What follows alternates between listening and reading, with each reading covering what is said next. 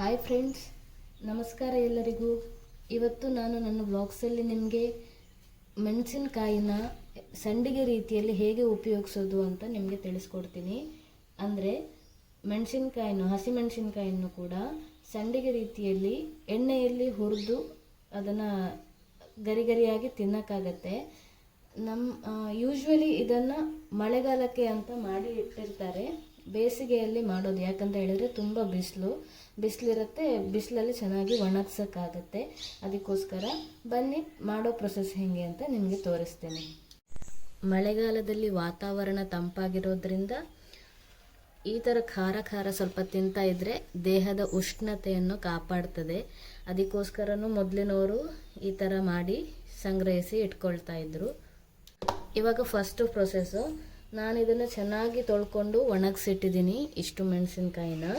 So ಇವಾಗ ಏನು ಮಾಡಬೇಕು ಅಂತ ಹೇಳಿದರೆ, ನಾವು ಒಂದು ಮೆಣಸಿನ್ಕಾಯಿನ ತೋರಿಸ್ತಾ ಇದ್ದೀನಿ ನೋಡಿ. ಈ ಥರ ಬ್ಲೇಡಲ್ಲಿ ಸಣ್ಣದಾಗಿ ಕಟ್ ಮಾಡ್ಕೋಬೇಕು. ಇಷ್ಟೇ ಕಟ್ ಮಾಡಬೇಕು. ನಾವು ಉಪ್ಪೆಲ್ಲ ಹಾಕ್ತೀವಲ್ಲ, ಉಪ್ಪನ್ನು ಎಳ್ಕೊಳ್ಳಿಕ್ಕೋಸ್ಕರ ನಾವು ಈ ಥರ ಕಟ್ ಮಾಡ್ಕೊಳ್ತೀವಿ. ಹಾಗೆ ಪ್ರತಿಯೊಂದು ಮೆಣಸನ್ನು ಕೂಡ ಈ ಥರ ಸಣ್ಣದಾಗಿ ಒಂದು ಸ್ವಲ್ಪ ಹೊಟ್ಟೆ ಮಾಡೋದಂತ ಹೇಳ್ತಾರೆ ನಮ್ಮ ಲೋಕಲ್ ಲ್ಯಾಂಗ್ವೇಜಲ್ಲಿ, ತೂತು ಮಾಡ್ಕೋಬೇಕು. ಒಂದು ಸ್ವಲ್ಪ ಕೆಲಸ ಜಾಸ್ತಿ ಆದ್ರೂ ತಿನ್ನಕ್ಕಂತೂ ತುಂಬ ರುಚಿಯಾಗಿರುತ್ತೆ ಅಂತ ಪುರ್ಸೋತ್ ಮಾಡ್ಕೊಂಡು ನಾವೆಲ್ಲ ಮಾಡ್ತೀವಿ. ನನ್ನ ಅಮ್ಮ ಬೇರೆ ಬೇರೆ ರೀತಿಯ ಸಂಡಿಗೆಗಳನ್ನು ಕೂಡ ಮಾಡ್ತಾರೆ. ಅದನ್ನು ನಿಮಗೆ ನಾನು ಮುಂದಿನ ವಿಡಿಯೋಗಳಲ್ಲಿ ತೋರಿಸ್ತೀನಿ. ನಾವು ಮಳೆಗಾಲಕ್ಕೆ ಅಂತ ಮಾಡೋದು ಜಾಸ್ತಿ. ಹಪ್ಪಳನೂ ಮಾಡ್ತೀವಿ. ಈ ಸಲ ಸ್ವಲ್ಪ ಹಲಸಿನಕಾಯಿ ಬೆಳೆದಿಲ್ಲ, ಇನ್ನು ಬೆಳಿಬೇಕು. ಬೆಳೆದ ಮೇಲೆ ನಾನು ಹಲಸಿನಕಾಯಿ ಹಪ್ಪಳ ಮಾಡೋದನ್ನು ನಿಮಗೆ ವಿಡಿಯೋ ಮಾಡಿ ತೋರಿಸ್ತೀನಿ. ದಯವಿಟ್ಟು ನನ್ನ ಚಾನಲ್ಗೆ ಸಬ್ಸ್ಕ್ರೈಬ್ ಮಾಡಿ, ನಿಮಗೆ ಎಲ್ಲ ವೀಡಿಯೋಸ್ಗಳನ್ನು ಹಾಕ್ತಾ ಇರ್ತೀನಿ. ನೋಡಿ ಫ್ರೆಂಡ್ಸ್, ಈ ಥರ ಕೆಂಪಗಾಗಿರೋ ಮೆಣಸಿನ್ಕಾಯಿನ ಬೇಡ ಅಂತ ಹೇಳ್ತೀನಿ ನಾನು. ಯಾಕಂತ ಹೇಳಿದ್ರೆ ಹಸಿರು ಮೆಣಸಿನ್ಕಾಯಿನೇ ಖಾರ ಇರುತ್ತೆ. ಇನ್ನು ಕೆಂಪು ಮೆಣಸಿನ್ಕಾಯಿ ಅಂದರೆ ಅದರ ಡಬಲ್ ಖಾರ ಇರುತ್ತೆ, ತಿನ್ನೋಕ್ಕಾಗಲ್ಲ, ಅಷ್ಟೊಂದು ಖಾರ ಇರ್ಬೋದು.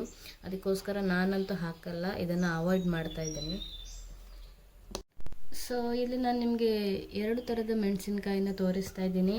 ಇದು ಮನೆಯಲ್ಲೇ ಬೆಳೆದಿರೋದು, ನಾನು ನನ್ನ ಹಸ್ಬೆಂಡ್ ಮನೆಯಿಂದ ತಂದಿದ್ದೀನಿ. ನನ್ನ ಮಾವ ಬೆಳೆದಿದ್ರು, ಜಾಸ್ತಿ ಇತ್ತು, ಸೊ ನಾನು ತಂದೆ. ಇದನ್ನು ನಾನು ಪೇಟೆಯಿಂದ ತಂದಿದ್ದೀನಿ. ಅಷ್ಟು ಮೆಣಸು ಸಾಕಾಗಲ್ಲ ಅಂತ ಇದನ್ನು ನಾನು ಪೇಟೆಯಿಂದ ನೋಡಿ ಒಂದು ಸ್ವಲ್ಪ ಎಳ್ತಿರೋದನ್ನು ತಂದಿದ್ದೀನಿ. ನೀವು ಎಂಥದೇ ಮೆಣಸಿನ್ಕಾಯಿ ತೊಗೊಂಡ್ರು ಅದನ್ನು ಕಟ್ ಮಾಡೋದು ಸೇಮ್ ಪ್ರೊಸೀಜರ್. ಒಂದು ಸಣ್ಣ ಗೆರೆ ಮಾಡಿದರೆ ಆಯಿತು. ನೋಡಿ ಫ್ರೆಂಡ್ಸ್, ಇದು ಕೂಡ ಆಗ್ತಾ ಬಂತು. 2 ಟೈಪ್ ಇದು ಮೆಣಸು ಕೂಡ ನಾನು ಫಿನಿಶ್ ಮಾಡಿದೆ. ಇದಾದಮೇಲೆ ನಿಮ್ಮದು ಫಸ್ಟ್ ಕೆಲಸ ಏನಂತ ಹೇಳಿದ್ರೆ, ಚೆನ್ನಾಗಿ ಸೋಪ್ ಹಾಕಿ ಕೈ ತೊಳ್ಕೊಳ್ಳಿ. ಕಣ್ಣಿಗೇನಾದರೂ ಕೈ ತಾಗಿ ಹೋದರೆ ಮತ್ತು ಕಣ್ಣು ಉರಿತದೆ, ನಿಮಗೆ ಅನುಭವ ಇರ್ಬೋದು. ಹಾಗಾಗಿ ಹೇಳ್ತಾ ಇದ್ದೀನಿ, ಮೆಣಸಿನ್ಕಾಯಿ ಮುಟ್ಟಿರೋದ್ರಿಂದ ಚೆನ್ನಾಗಿ ಫಸ್ಟು ಸೋಪ್ ಹಾಕಿ ಕೈ ತೊಳ್ಕೊಳ್ಳಿ. ಇವಾಗ ಈ 2 ಟೈಪಿದು ಮೆಣಸಿನ್ಕಾಯಿಗಳನ್ನು ಬೇಯಿಸ್ಕೋಬೇಕು. ಅದಕ್ಕೆ ಒಂದು ಪಾತ್ರೆ ಇಟ್ಟಿದ್ದೀವಿ. ಇದಕ್ಕೆ ಇವಾಗ ಒಂದು ಸ್ವಲ್ಪ ನೀರು ಹಾಕಿಟ್ಟಿದ್ದೀನಿ. ಇದಕ್ಕೆ ಇವಾಗ ಮೆಣಸಿನ್ಕಾಯಿನ ಹಾಕೋಣ.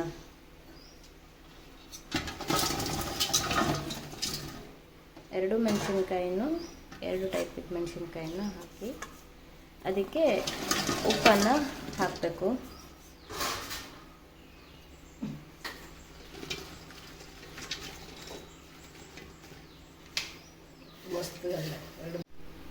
ಉಪ್ಪನ್ನು ಹಾಕಬೇಕು. ಇವಾಗ ಸ್ವಲ್ಪ ಜಾಸ್ತಿನೇ ಉಪ್ಪು ಹಾಕಿ, ಯಾಕಂತ ಹೇಳಿದ್ರೆ ಮೆಣಸಿನ್ಕಾಯಿ ಖಾರ ಇರೋದ್ರಿಂದ. ನಾವು ಕಲ್ಲುಪ್ಪು ಉಪಯೋಗ ಮಾಡ್ತೇವೆ, ಹುಳಿ ಉಪ್ಪು ಇದಕ್ಕೆಲ್ಲ ಕಡಿಮೆ, ಕಲ್ಲುಪ್ಪು ರುಚಿ ಜಾಸ್ತಿ. ಅರ್ಧ ಗ್ಲಾಸ್ ನೀರು ಹಾಕಿಟ್ರೆ ಸಾಕು. ಮೆಣಸಿನ್ಕಾಯಿನ ಬೇಯಕ್ಕಿಡುವಾಗ ಮೀಡಿಯಮ್ ಫ್ಲೇಮಲ್ಲಿ ಇಟ್ಟರೆ ಸಾಕು. ಹಾಗೆ ಇದಕ್ಕೊಂದು ಮುಚ್ಚಳ ಮುಚ್ಚಿ ಇಡಬೇಕು. ಉಪ್ಪೆಲ್ಲ ಹಾಕಿ ಆದಮೇಲೆ ಈ ಥರ ಸೌಟ್ ಹಾಕದೆ ಅದನ್ನು ತಿರುಗಿಸ್ಕೊಳ್ತಾ ಇರಬೇಕು. ಅವಾಗವಾಗ ಬೇಯ್ತಾ ಇದೆ. ಮೆಣಸಿನ್ಕಾಯಿ ಬೆಂದಿದೆ, ನಾನು ಗ್ಯಾಸ್ ಆಫ್ ಮಾಡಿದ್ದೇನೆ. ಇವಾಗ ನೋಡೋಣ ಹೇಗಾಗಿದೆ ಅಂತ. ತುಂಬ ಘಮ ಅಂತ ಬರ್ತಾ ಇದೆ ಮೆಣಸಿನಕಾಯಿ ಪರಿಮಳ. ಇದು ಇವಾಗ ಬೆಂದಾಗಿದೆ. ಇದನ್ನೀಗ ನಾವು ಬಸಿಬೇಕು. ನಾನಿವಾಗ ಇದನ್ನು ಬಸಿದು ಬಿಟ್ಟು ತಂದಿದ್ದೇನೆ. ಇವಾಗ ಇದನ್ನು ಎಂತ ಮಾಡಬೇಕು ಅಂತ ಹೇಳಿದ್ರೆ ಒಣಗಲಿಕ್ಕೆ ಹಾಕಬೇಕು. ಒಂದು ನೀಟಾಗಿ ಚೆನ್ನಾಗಿರುವ ಒಂದು ಗೋಣಿ ತಗೊಳ್ಳಿ, ಅದ್ರ ಮೇಲೆ ಹರಾಡಿಸಿ ಹಾಕಬೇಕು. ಅಂದರೆ ಬಿಸಿಲಿಗೆ ಚೆನ್ನಾಗಿ ಒಣಗಬೇಕು. ಒಂದು 8 ರಿಂದ 9 ದಿನ ಒಣಗಿಸ್ಬೇಕು ಇದನ್ನು. ನಾನಿವಾಗ ಹಾಕ್ತಾ ಇದ್ದೇನೆ ಬಸ್ದನ್ನು. ಇದಿವಾಗ ಬೆಂದದ್ದು. ಸೊ ನೋಡಿ ಯಾವ ಥರ ಆಗಿದೆ ಅಂತ. ಇದನ್ನು 8 ರಿಂದ 9 ದಿನ ಒಣಗಿಸಿದರೆ ಮತ್ತೇನೂ ಇದೆ ಅದರ ಮೇಲೆ ಪ್ರೊಸೆಸ್ಸು. ಚೆನ್ನಾಗಿ ಒಣಗಲಿಕ್ಕೆ ಹಾಕಿದ್ದೀನಿ. ಬಿಸಿಲು ಕೂಡ ತುಂಬ ಇದೆ. ನೋಡೋಣ, ಇನ್ನು 8 ದಿನ ಒಣಗಿಸಿದ ಮೇಲೆ ನಿಮಗೆ ನಾನು ತೋರಿಸ್ತೀನಿ ಹೆಂಗಿರುತ್ತೆ, ಏನು ಮಾಡಬೇಕು ಅಂತ. ತುಂಬ ಬಿಸಿಲಿರೋದ್ರಿಂದ ಇದು ಬೇಗ ಒಣಗ್ಬೋದು. ಬನ್ನಿ, ನಿಮಗೆ ಇದಾದಮೇಲೆ ನೆಕ್ಸ್ಟ್ ಪ್ರೊಸೆಸ್ ನಾನು ತೋರಿಸ್ತೀನಿ. 4 ದಿನ ಒಣಗಿದ ಮೆಣಸಿನಕಾಯಿ ಈ ಥರ ಆಗಿದೆ. ಇದನ್ನಿವಾಗ ಮಜ್ಜಿಗೆಯಲ್ಲಿ ಒಂದು ಸ್ವಲ್ಪ ಹೊತ್ತು, ಒಂದು 5-10 ನಿಮಿಷ ನೆನೆಸಿಟ್ಟು ಮತ್ತೆ ಬಿಸಿಲಿಗೆ ಮತ್ತೆ ಒಣಗಿಸ್ಬೇಕು ಇದನ್ನು. ಇವಾಗ ಮಜ್ಜಿಗೆ ಹಾಕ್ತಾ ಇದ್ದೀವಿ. ಈ ಥರ ಚೆನ್ನಾಗಿ ಮಿಕ್ಸ್ ಮಾಡಿಕೊಂಡು ನೆನೆಲಿಕ್ಕೆ ಇಡಬೇಕು.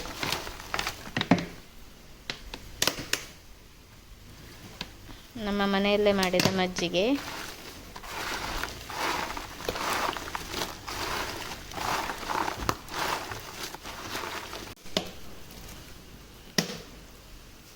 ತುಂಬ ಮುಳುಗು ಹಾಗೆ ಹಾಕಲಿಕ್ಕಿಲ್ಲ, ಜಸ್ಟ್ ಅದು ನೆನೆಲಿಕ್ಕೋಸ್ಕರ ಮಾತ್ರ ಹಾಕಿ ಒದ್ದೆ ಆಗಬೇಕು ಅಷ್ಟೇ. ಮಜ್ಜಿಗೆಯಲ್ಲಿ ಒದ್ದೆ ಆಗಬೇಕು.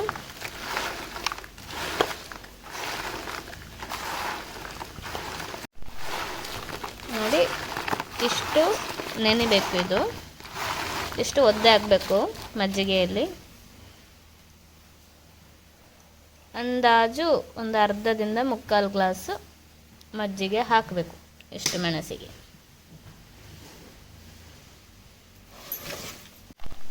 ಈ ಥರ ಮತ್ತೆ ಅದನ್ನು ಒಣಗಲಿಕ್ಕೆ ಹಾಕಬೇಕು. ಅಂದರೆ ಮಜ್ಜಿಗೆಯಲ್ಲಿ ನೆನೆಸಿ ಒಂದು 5 ನಿಮಿಷ ಇಟ್ಟು ಈ ಥರ ಒಣಗಲಿಕ್ಕೆ ಹಾಕಬೇಕು.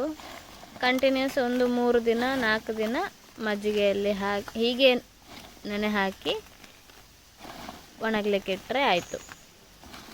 ಟೋಟಲ್ ಒಂದು 8-9 ದಿನ ಒಣಗಬೇಕು ಇದು ಮೆಣಸಿನಕಾಯಿ.